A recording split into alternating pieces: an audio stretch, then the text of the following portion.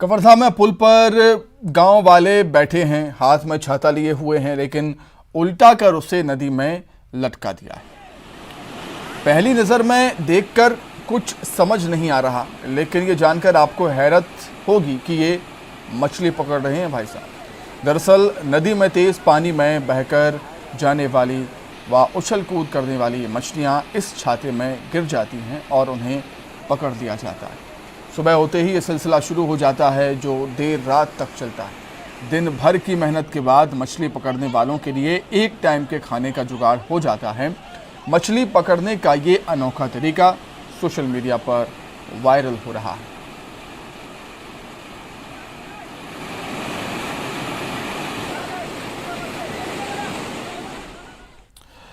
अब बात करेंगे सियासी खबरों की। कांग्रेस महंगाई पर चर्चा करने जा रही है। छत्तीसगढ़ में 17 से 27 अगस्त तक सभी बाजारों और मंडियों में महंगाई पर चर्चा होगी, जिसमें हर वार्ड, ब्लॉक और जिले में कांग्रेस के मंत्री, विधायक, पदाधिकारी और नेता बाजारों में जाकर महंगाई की समस्या पर जनता से चर्चा करेंगे। और इस दौरान कांग्रेस प्रदेश में सभी जिलों में प्रेस कॉन्फ्रेंस का आयोजन भी करेगी। फिर 28 अगस्त को दिल्ली के रामलीला मैदान में महंगाई के खिलाफ बड़ा आंदोलन होगा। कांग्रेस के इस अभियान पर बीजेपी ने निशाना साधा। देखिए, कांग्रेस पार्टी के द्वारा महंगाई के खिलाफ, देश में बढ़ती हुई बेतहाशा महंगाई के खिलाफ लगातार जन आंदोलन छेड़ा जा रहा है। जनता की आवाज़ को सरकार के कानों तक पहुंचाने का प्रयास किया जा रहा है। पिछले दिनों भी महंगाई के खिलाफ में कांग्रेस पार्टी ने अखिल भारतीय स्तर पर एक बड़ा आंदोलन किया था, जिसमें राष्ट्रपति भवन से लेकर प्रधानमंत्री भवन से लेकर राज्यों में राज्यपाल राजभवन तक के घेराव का कार्यक्रम किया गया था। छत्तीसगढ़ में कांग्रेस पार्टी माननीय भूपेश बघेल जी सरकार चला ही नहीं पा रहे हैं। अपहरण, हत्या, भ्रष्टाचार के इतने मामले आ रहे हैं और इनका केंद्रीय नेतृत्व तो ईडी के चक्कर लगाते लगाते परेशान है, जमानत पर है। इससे ये बौखलाए हुए हैं, इनके पास कोई मुद्दे नहीं है। आखिर किस तरह का कार्यक्रम होगा वो हम जानेंगे। रायपुर का रुख कर लेते हैं। देवव्रत भगत हमारे साथ जुड़ गए हैं। देवव्रत, महंगाई, बेरोजगारी पर प्रदर्शन तो हमने सुना था, लेकिन महंगाई पर चर्चा आखिर क्या करने जा रही है कांग्रेस? जी, महंगाई पर चर्चा कांग्रेस इसलिए करने जा रही है ताकि महंगाई के जो मुद्दे को आने वाले चुनाव में भुनाया जा सके। और क्योंकि महंगाई से हर कोई परेशान है, हर आदमी से ये जुड़ी हुई चीजें हैं, इसलिए महंगाई पर चर्चा आज कांग्रेस करने जा रही है। और आज से पूरे 10 दिन लगभग ये अभियान चलेगा और उसके बाद फिर दिल्ली के रामलीला मैदान में एक सभा रखी गई है, जिसमें पूरे जो प्रदेश के बड़े नेता हैं वो भी जाएंगे। लेकिन उससे पहले जो बाकी के 10 दिन है, वहां हर वार्ड, ब्लॉक और जिले स्तर पर जो मंत्री हैं, विधायक हैं, पदाधिकारी हैं पार्टी के, और वार्ड के जो नेता हैं, पार्षद हैं, वो तमाम जो कांग्रेस से जुड़े हुए सदस्य हैं, वो तमाम जो कार्यकर्ता हैं, वो मंडियों तक जाएंगे, बाजारों में जाएंगे, लोगों से बातचीत करेंगे। और महंगाई के खिलाफ एक तरह से जन समर्थन लेने की ये कोशिश है कि जिस तरह से लगातार महंगाई बढ़ रही है, उससे लोगों का विश्वास यहाँ पर जीता जाए, कि कांग्रेस के प्रति लोग विश्वास करें, ताकि आने वाले चुनाव में कांग्रेस को इसका फायदा मिल सके। तो कुल मिलाकर के ये कहा जा सकता है कि 2023 में विधानसभा चुनाव तो है ही, लेकिन 2024 की तैयारी भी कांग्रेस एक तरह से कर रही है। और केंद्रीय नेतृत्व जो है, आलाकमान के दिशा निर्देश पे पूरा कार्यक्रम तय किया गया है। लिहाजा तमाम जो मंत्री हैं, विधायक हैं, नेता हैं, वो बाजारों में, मंडियों में घूमते हुए दिखाई देंगे, लोगों से बातचीत करते हुए दिखाई देंगे। जी ठीक है देवव्रत, आप बने रहिएगा हमारे साथ। कुछ और खबरों पर भी हम आपसे जानकारी लेंगे।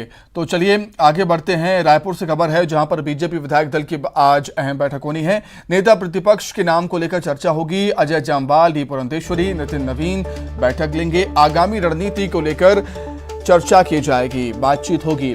बैठक से पहले नेता प्रतिपक्ष बोले हैं धर्मलाल कौशिक। कहना है बैठक में जो होगा देखा जाएगा। धर्मलाल कौशिक बोले हैं ये बात। और बीजेपी प्रदेश अध्यक्ष अरुण साव का भी बयान सामने आया है, जो भी फैसला लिया जाएगा वो सबके सामने होगा।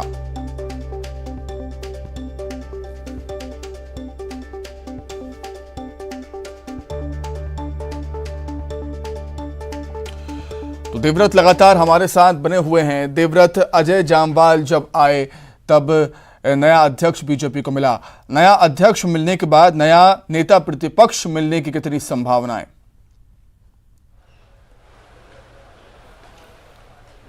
जी, क्योंकि एक तरह से बड़ा बदलाव जो है वो बीजेपी में देखा जा रहा है और बदलाव भी कुछ इस तरह का कि प्रदेश अध्यक्ष ही बदल दिए गए और अब बारी नेता प्रतिपक्ष की है, क्योंकि क्षेत्रीय संतुलन यहाँ पर बीजेपी को बनाना है। और जो वर्तमान नेता प्रतिपक्ष हैं धर्मलाल कौशिक, वो बिलासपुर से आते हैं, जबकि नए जो प्रदेश अध्यक्ष हैं अरुण साव, वो भी बिलासपुर संभाग से आते हैं। तब ऐसे में क्षेत्रीय संतुलन बनाने के लिए कहा यह जा रहा है कि धर्मलाल कौशिक जो है वो हटाए जा सकते हैं। और जो चर्चा सबसे ज्यादा जिस नाम की है वो है नारायण चंदेल को लेकर के, क्योंकि वो ओबीसी वर्ग का चेहरा है। और ऐसे में आज विधायक दल की बैठक होने जा रही है। जो प्रदेश सह प्रभारी हैं नितिन नवीन, वो कल ही राजधानी पहुंच चुके हैं। इसके अलावा डी पुरंदेश्वरी जो है वो आज पहुंचेंगी और उसके बाद कहा यह जा रहा है कि बैठक में ही अंतिम फैसला लिया जाएगा। हालांकि नारायण चंदेल का नाम भले ही सबसे ज्यादा चर्चा में हो, लेकिन इस पूरी दौड़ में, इस पूरी फहरिस्त में पूर्व मुख्यमंत्री रमन सिंह का भी नाम शामिल है, अजय चंद्राकर, शिवरतन शर्मा, बृजमोहन अग्रवाल जैसे दिग्गज नेता हैं। और अब क्योंकि बैठक होने वाली है और बीजेपी के पास बहुत ज्यादा ऑप्शन यहां पर नहीं है, क्योंकि केवल 14 ही विधायक हैं, उसमें से जो सीनियर विधायक हैं उनको तवज्जो देना है नेता प्रतिपक्ष के लिए। लिहाजा कुछ ही ऐसे नाम हैं जिन पर बीजेपी विचार कर रही है और आज की बैठक में नेता प्रतिपक्ष के नाम पर अंतिम मुहर लग सकती है। ठीक है, तो कुल मिलाकर देवव्रत नारायण चंदेल का नाम रेस में सबसे आगे। बहुत धन्यवाद आपके जुड़ने के लिए, तमाम बातचीत के लिए आपका बहुत शुक्रिया। रायपुर से खबर, 24 अगस्त को सीएम आवास का घेराव बीजेपी युवा मोर्चा करेगी। प्रदेश भर से जुटेंगे 1 लाख कार्यकर्ता, बेरोजगारी को लेकर प्रदर्शन होगा। युवा मोर्चा की बैठक में फैसला लिया गया है। बैठक में सह प्रभारी नितिन नवीन, प्रदेश अध्यक्ष अरुण साव और क्षेत्रीय संगठन मंत्री अजय जामवाल भी मौजूद रहे।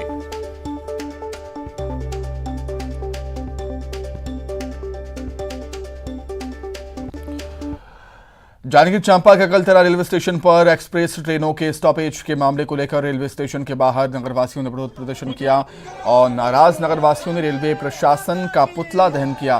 ट्रेनों की स्टॉपेज सहित 11 मांगों को पूरी नहीं करने पर उग्र आंदोलन कर जेल रोको आंदोलन चलाने की चेतावनी दी। ये सरकार स्टेडियम में कर रहा है, खाली रेल स्टेशन की बात है।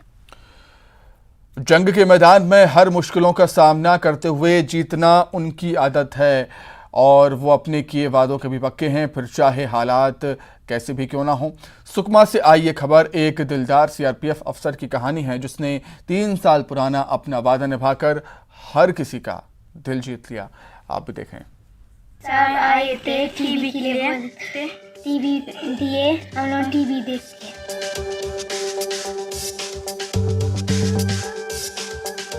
वो सिर्फ जंग के मैदान में ही नहीं जीतते, बल्कि दिल भी जीत लेते हैं।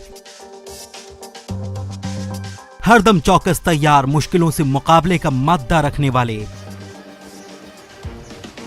घने जंगल में नक्सलियों से 2-2 हाथ करने वाले हमारे सुरक्षा बल के जवान अपने वादे के कितने पक्के हैं, ये एक बार फिर साबित किया सीआरपीएफ के असिस्टेंट कमांडेंट ने।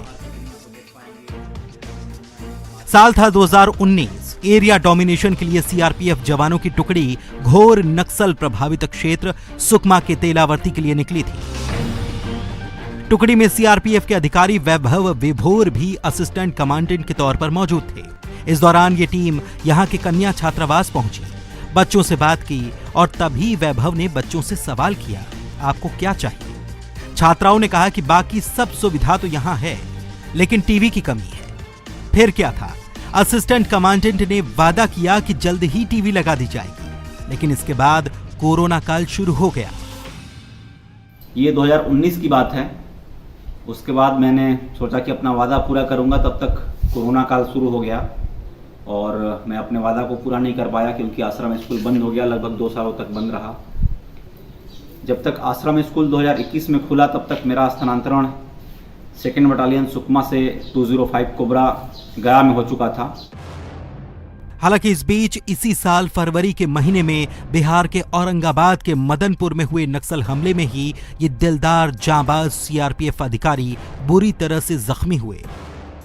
इसमें उन्हें अपने दोनों पैर और हाथ की उंगलियां तक गंवानी पड़ी। लेकिन जीवन की इतनी बड़ी विभीषिका झेलने के बाद भी वैभव को न केवल छत्तीसगढ़ में किया अपना वादा याद रहा, बल्कि सीआरपीएफ बटालियन की मदद से उन्होंने इसे पूरा भी किया। फिर भी मुझे अपना वादा याद था। कोरोना काल जैसे ही सामान्य हुआ तो विद्यालय पुनः खुला, बालिका आश्रम खुला। फिर मैंने अभी अगस्त 2022 में 2nd बटालियन सुकमा में पदस्थ श्री जितेंद्र कुमार यादव सहायक कमांडेंट की सहायता से वहाँ पर टेलीविज़न इंस्टॉल करवाया और उस टेलीविज़न को डायरेक्ट टू होम जो डीटीएच एंटीना होता है उससे कनेक्ट करवाया और इस तरह से मैं अपने उन छात्राओं से किए गए वादा को पूरा करने में सफल। अब हॉस्टल में टीवी लगने के बाद छात्राएं काफी खुश हैं। वे लोग आए थे तो कुछ खेल सामग्री दिए थे बच्चे को और बच्चे से पूछे थे कि और क्या चाहिए बेटा, तो बच्चे उनके सामने बोले कि सर हम लोग को टीवी चाहिए।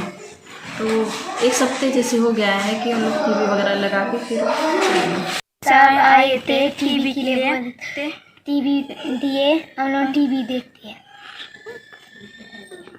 ठीक है, धन्यवाद।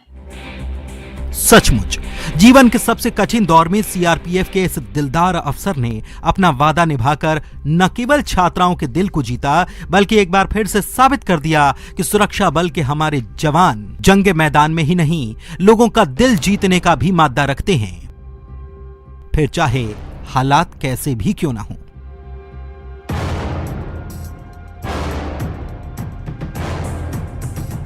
सत्यनारायण चांडक, न्यूज़ 18, सुकमा।